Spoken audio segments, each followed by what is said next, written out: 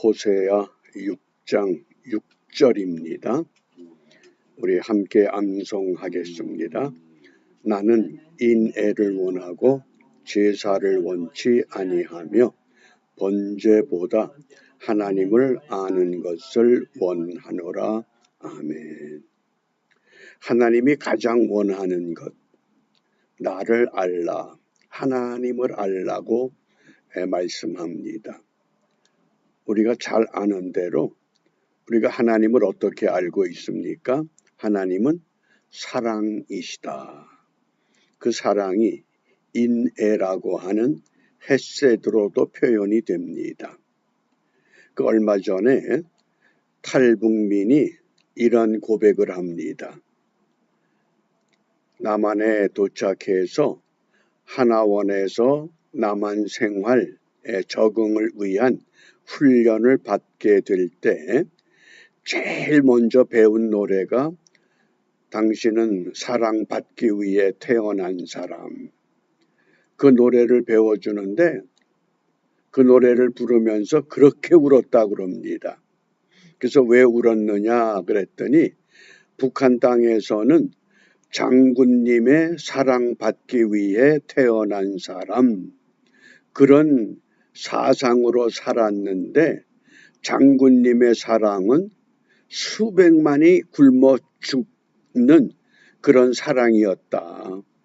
그런데 남한 땅에 도착해서 밥을 먹는데 쌀밥을 무한정 먹으라 그러고 반찬, 고기 반찬 몇 끼마다 나오고 이게 진짜 사랑이구나. 무슨 이야기입니까? 하나님의 사랑이 때로는 채찍으로도 때로는 재앙과 징계와 책벌로도 우리에게 다가옵니다. 그것은 우리를 망하게 하기 위한 것이 아니라 우리를 바로 세우기 위한 것이라고 하는 것. 그래서 장군님의 사랑보다 하나님의 사랑이 훨씬 좋다고 하는 것을 온 몸, 온 마음으로 깨달았다고 하는 이야기입니다. 그것이 하나님의 사랑입니다. 그런데 그 하나님이 오늘 우리에게 무엇을 말씀하느냐? 하나님을 아는 것을 원한다. 이 안다고 하는 것, 가장 좋은 것이 알기 위해서 만나야 됩니다.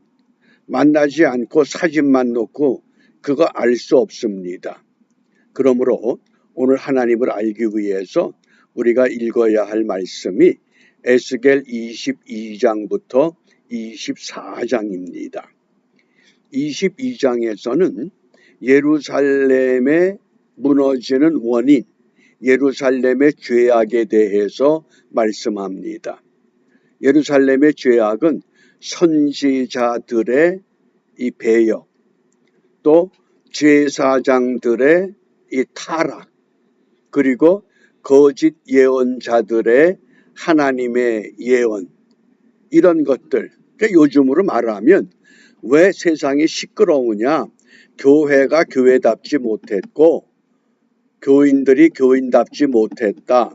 한마디로 말하면 목사가 목사답지 못했기 때문에 세상이 어지럽다, 그 뜻입니다. 그러니까 상상도 못할 목회자를 구속영장을 청구하지 않나, 검찰 소환을 하지 않나, 이제 노골적으로 교회를 핍박합니다. 왜 그럴까요? 교회가 제 기능을 못했다는 겁니다. 구약의 이스라엘, 유다 나라가 무너지는 것은 정치를 잘못해서가 아니라 제사장과 선지자와 기름 부음을 받았던 왕이 잘못했기 때문이라고 하는 것. 그런 의미에서 오늘 우리가 이 에스겔 22장 예루살렘의 죄악, 그리고 23장에서는 오홀라 오홀리바, 오홀라는 사마리아, 북이스라엘을 상징합니다. 오홀리바는 남유다 예루살렘.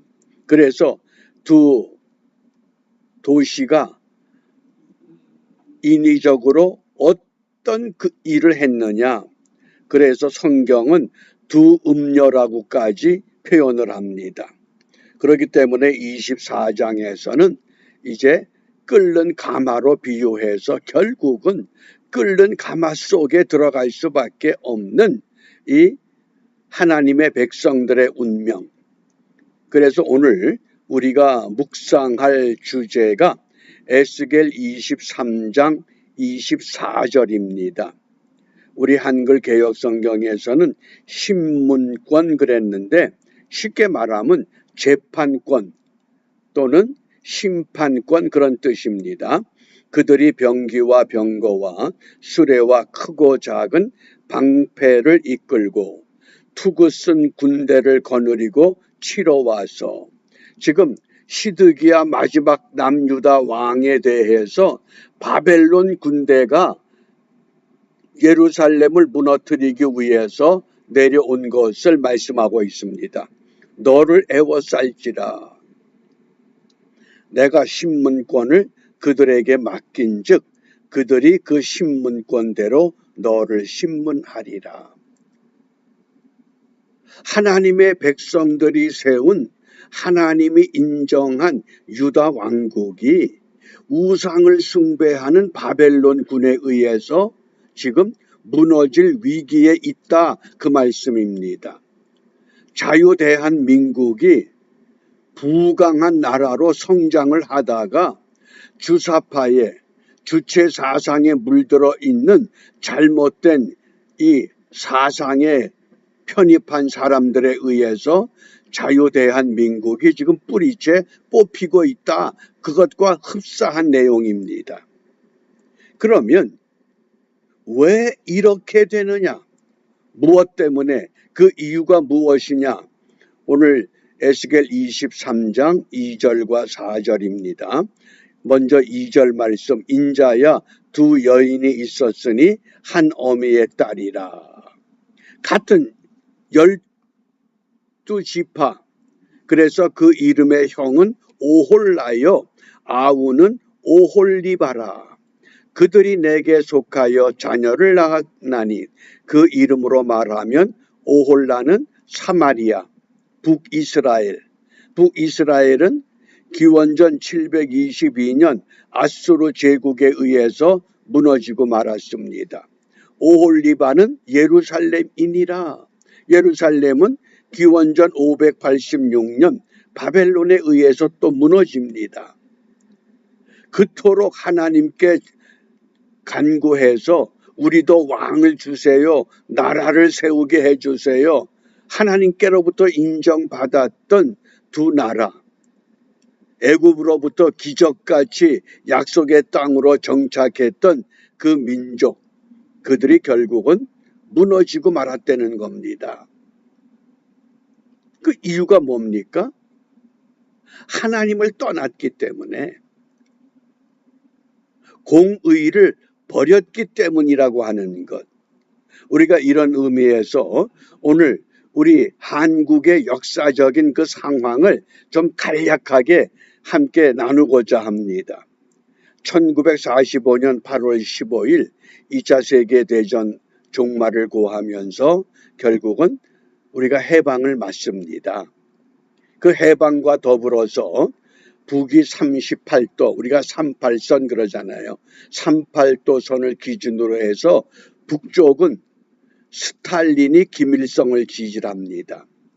남쪽은 트루먼 대통령이 이승만을 지지합니다. 그래서 먼저 북쪽에서 8월 달에 소련 군정이 세워졌습니다. 그리고 북에서 소련 군정을 세웠기 때문에 그 다음 9월 달에 미군 군정이 남한 땅에 세워진 겁니다. 이렇게 대치 상태에 있다가 1947년 11월 14일 유엔에서 이 한반도 땅의 총선거를 결정한 겁니다. 서로 한 민족이 나누어 살지 말고 전체를 다스릴 수 있는 지도자를 뽑자. 그래서 유엔에서 그 선거관리위원으로 한국임시위원회를 파송을 하게 되는데 이때 소련이 이 선거를 거부한 겁니다. 우리 유엔 못 믿겠다는 겁니다. 왜? 선거를 해보면 북한이 불리할 것 같기 때문에. 그래서 이때 이승만 씨는 남한 단독 정부를 위한 선거를 주장했고, 백범 김구 선생은 통일정부 수립을 위해서 북한에 올라가서 김일성을 만나서 담판을 짓게 됩니다. 따로 하지 말고 같이 하자. 근데 결국은 하나로 선거가 이루어지지를 못했다고 하는 것. 이게 우리 한반도 땅의 분열의 역사입니다. 성경에 이스라엘과 유다의 분열의 역사가 있는가 하면 우리 한반도 땅에도 이런 역사의 분열, 그 원인, 그 경과, 또 오늘의 현실, 우리가 이것을 같이 볼 수 있어야 됩니다. 그 다음에 어떻게 됩니까? 그래서 하는 수 없이 1948년 5월 10일 유엔 주도하에서 남쪽에서만 선거를 실시하게 됩니다. 그리고 7월 17일에 대한민국 헌법을 공포하고 7월 20일 재헌국회에서 대통령을 선출하게 됩니다. 초대 대통령 이승만이 선출됩니다. 그리고 8월 15일에 대한민국 정부 수립을 선포한 겁니다. 그러니까 우리가 8월 15일 광복절이라고 하는 건 동시에 어떤 의미가 있느냐? 대한민국 정부가 수립했다는 기념이기도 한 겁니다. 그러자 북한에서는 48년 9월 9일 조선민주주의 인민공화국을 수립하게 됩니다. 이게 분단의 시작인 겁니다. 우리 역사를 보면 936년 후삼국 통일 이후에 1000년이 지나서 결국은 한반도 땅이 분단되고 말았다는 겁니다. 그리고 1950년 6월 25일 한국 전쟁이 일어났고 그 전쟁이 끝난 것이 아닙니다. 1953년 7월 27일 정전협정입니다. 휴전 상태다 그 뜻입니다. 전쟁이 끝난 것이 아니기 때문에 그러므로 이 잘못된 사상, 잘못된 이념, 잘못된 것들을 주장하는 세력은 뭡니까? 그건 적국 세력이 되는 겁니다. 이런 것들을 구분하지 못합니다. 너무 자유롭기 때문에, 너무 풍요롭기 때문에 오죽하면 탈북민이 장군님의 사랑받기 위해서 태어났는데 굶어 죽어야 되는 땅이 됐고 이 남한 땅에 와보니 정말 하나님의 사랑을 받기 위해 태어난 사람들이구나. 이렇게 잘 먹고 이렇게 잘 살 수가 있을까? 출발은 북한이 훨씬 더 경제적인 그 발전 상태에서 출발했는데 왜 지금은 이 모양이 됐느냐? 왜 그럴까요? 우리가 분명히 이제 판단할 수 있는 그 지혜와 또 판단할 수 있는 지식을 갖춰야 됩니다. 그렇지 않으면 북이스라엘이 무너지고 남유다도 무너집니다. 그것을 오늘 신문권이다. 하나님이 하나님의 백성들을, 하나님이 사랑한 사람들을 어떤 다른 힘을 통해서 통제해버리겠다 그 뜻입니다. 그러므로 이런 현실 속에서 오늘 우리가 무엇을 위해서 기도해야 되느냐? 에스겔 37장 17절 그 막대기들을 서로 연합하여 하나가 되게 하라. 이때 막대기는 북이스라엘을 상징하는 막대기 하나, 남유다를 상징하는 막대기 하나, 쉽게 말하면 북한을 상징하는 막대기, 남한을 상징하는 막대기 둘을 하나로 묶으라는 겁니다. 그러면 끝난다는 겁니다. 그런데 근자에 이제 김정은이 어떤 주장을 합니까? 우리는 통일을 원치 않는다. 단독 정부를 이루겠다. 북한은 북한대로 가고 남한은 남한대로 가라. 왜?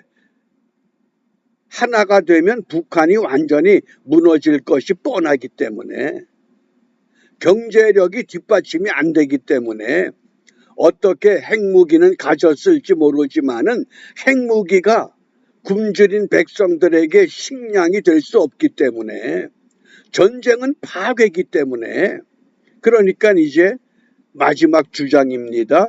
우리 단독 정부를 세우겠다. 통일을 원하지 않는다. 그런데도 지금 남쪽에서 이 잘못된 이념들이 우리는 북한과 하나 되겠다. 이게 도저히 둘이 하나가 되질 못하는 긴박한 상황입니다.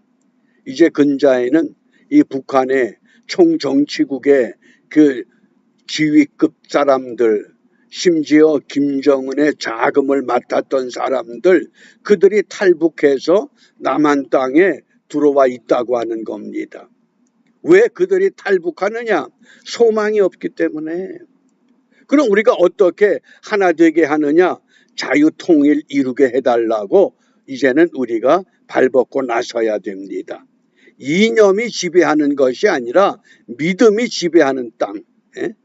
이러한 일을 위해서 먼저 교회와 성도들이 연합하여 통일을 이루고, 그 통일의 그 본보기가 남과 북을 하나로 묶는, 두 막대기 하나로 합치는 거 얼마나 쉽습니까? 하나님이 그렇게 쉽게 이룰 수 있도록 다 예비해 놓으셨다고 하는 말씀입니다. 우리가 이 말씀을 굳게 붙잡고 오늘도 우리 맡은 본분 믿음으로 감당하면서 하나 되는 일에 우리가 힘쓰는 은총의 삶을 고백할 수 있기를 바랍니다. 주님께서 가르쳐 주신 기도로 함께 기도하겠습니다. 하늘에 계신 우리 아버지, 아버지의 이름을 거룩하게 하시며 아버지의 나라가 오게 하시며 아버지의 뜻이 하늘에서와 같이 땅에서도 이루어지게 하소서. 오늘 우리에게 일용할 양식을 주시고 우리가 우리에게 잘못한 사람을 용서하여 준 것 같이 우리 죄를 용서하여 주시고 우리를 시험에 빠지지 않게 하시고 악에서 구하소서. 나라와 권능과 영광이 영원히 아버지의 것입니다. 아멘.